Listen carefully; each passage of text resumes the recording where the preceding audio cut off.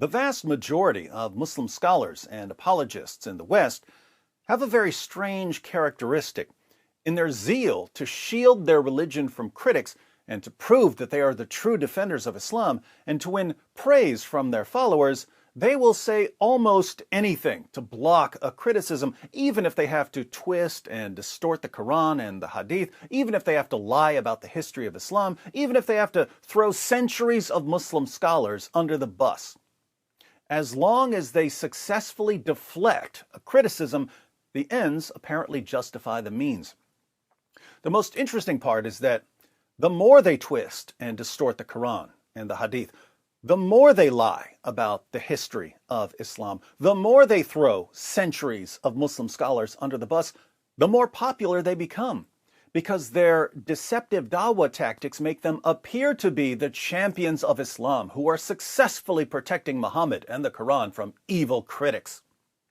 There are, of course, a few problems with the approach of westernized Muslim scholars and apologists. There's a moral problem. It's just wrong to spread your religion through deception and manipulation, but that never seems to bother them. There's a practical problem. The more you lie, the easier it is to expose your deception. So if you just keep piling lie upon lie upon lie in order to defend your religion, you end up making it easier to expose your religion. And there's a division problem.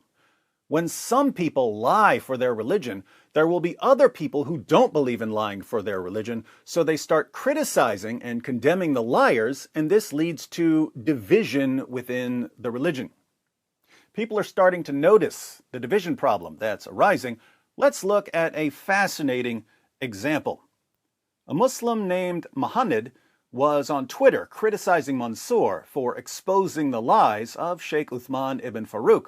Muhammad said, "The fact that you think it's okay to make threads against someone that has dedicated his life to spreading Islam," that's Sheikh Uthman, "and side with someone whose life mission is to spread lies and misinformation about Islam, supposedly me, says enough about what your intentions are." That's when Basil stepped in and replied, "Are you seriously defending Uthman over the truth? Is he your daddy? I mean, even if he was, you don't have to put him over the truth. What's wrong with you people? The Jahiliyyah is over. Get over it. If you want to defend Uthman, you need to make him stop lying. That's the only way you can defend him.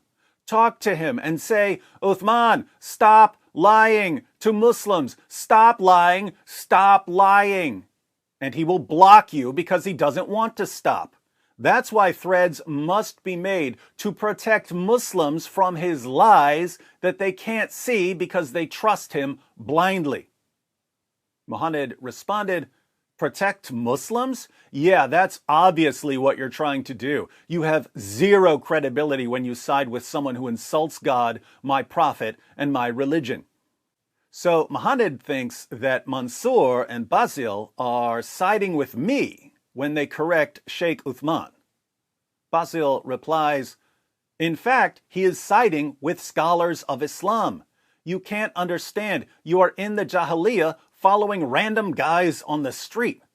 Uthman threw the scholars under the bus, and you're like, yeah, Uthman, keep going. We need to defeat David. Throw all those filthy scholars under the bus. Go, go, Islam is peace. Beat them all, these hateful scholars." This is actually a really good description of the entire Ummah in the West. They're so desperate to answer critics of Islam that they will cheer for people like Sheikh Uthman, even though Sheikh Uthman is destroying Islam from within. He's obliterating orthodox Islam and building a shrine to himself. And Basil gets what's going on. When David forces you to throw all the scholars of Islam under the bus, well, he has won. He defeated you. You have been humiliated by a single man who managed to destroy the scholarship with only a few words. David is impressive. Notice the different perspectives here. Mohammed says that people like Mansour are hurting Islam by siding with me against da'is like Sheikh Uthman. Basil says that people like Sheikh Uthman are inadvertently helping me destroy Islam by throwing Islam's greatest scholars under the bus. In other words, both sides are accusing the other side of being on my side. Mansour agrees with Basil. He says, this sums it up. All David Wood has to do is read what the scholars said, and the vast majority of Western Muslims will start denying Orthodox Islam in some twisted attempt at defending Islam, really defending themselves from criticism. Now that's interesting. According to Mansour, all I have to do is keep quoting Muslim sources and scholars to people like Sheikh Uthman and other westernized Muslim apologists. These westernized Muslim reformers will be so desperate to respond to me that they'll keep attacking their own sources and their own scholars. They'll be attacking Orthodox Islam. And their followers, who have no clue what's in their sources or what their scholars say, will agree with their westernized apologists because their westernized apologists are supposedly protecting Islam from critics like me. So according to Mansour, all I need to do is keep quoting Muslim sources to Muslim apologists, and they will destroy Islam for me. Then, of course, the true defenders of Islam, the non-westernized Muslims who don't want Islam to be corrupted by reformers, are going to have to defend Orthodox Islam from the reinterpretations of the reformers by exposing the lies of the reformers. But whenever they expose the lies of the reformers, they'll be accused of siding with me. In the end, the entire ummah will be nothing but endless division. And as Jesus said, a house divided against itself cannot stand. Interesting perspective, Mansour.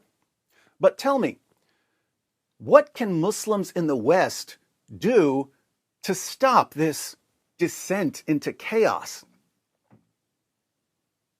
Oh, absolutely nothing? It just backfired on me.